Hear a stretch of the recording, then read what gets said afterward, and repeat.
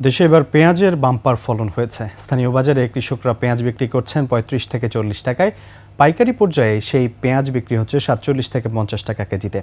বাড়তি দামের পেছনে খুচরা বিক্রেতারা উঠছেন পাইকারদের, আর পাইকাররা বলছেন কৃষকরা পেঁয়াজ মজুত করে রেখেছেন। প্রতিনিধিদের তথ্যচিত্র, ডেস্ক রিপোর্ট। পেঁয়াজ উৎপাদনে অন্যতম জেলা পাবনা।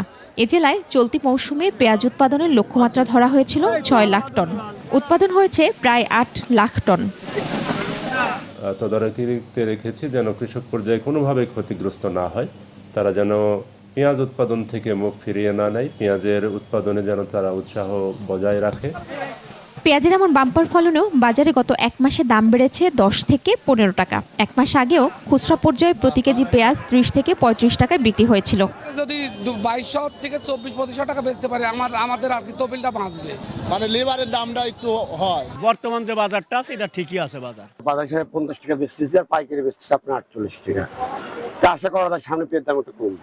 সাধারণ ক্রেতাদের অভিযোগ, বেশি লাভের আশায় পেঁয়াজ মজুত করে দাম বাড়ানো হয়েছে। ৫০ টাকা কেজি, সেক্ষেত্রে আর কিছুটা কম হলে ভালো হতো। দেখা যাচ্ছে ৩০-৩৫-৩৫-এর মধ্যে হলে আমাদের জন্য একটু সুবিধা হবে। পেঁয়াজের ভান্ডার খ্যাত ফরিদপুরেও পেঁয়াজের ভালো ফলন হয়েছে। বাড়তি দামের পেছনে খুচরা বিক্রেতারা দুষছেন পাইকারদের, তবে পাইকাররা বলছেন কৃষকরা পেঁয়াজ মজুত করে রেখেছেন। কেনার পরে ৪ টাকা খরচ আছে, ৪৯ টাকা ঢাকায় আমাকে বললো, তারপরে খুচরা লাভ যখন টাকা কিনে নেয় তারপরে ৫০ টাকা। অনেক আমদানি হয়ে যায়, যার কারণে কম, আর যখন মাল কম আসে তখন একটু বাইরে। সামনে ঈদুল আজহায় পেঁয়াজের দাম আরও বাড়তে পারে, তাই বাজার মনিটরিং বাড়ানোর দাবি সাধারণ মানুষের।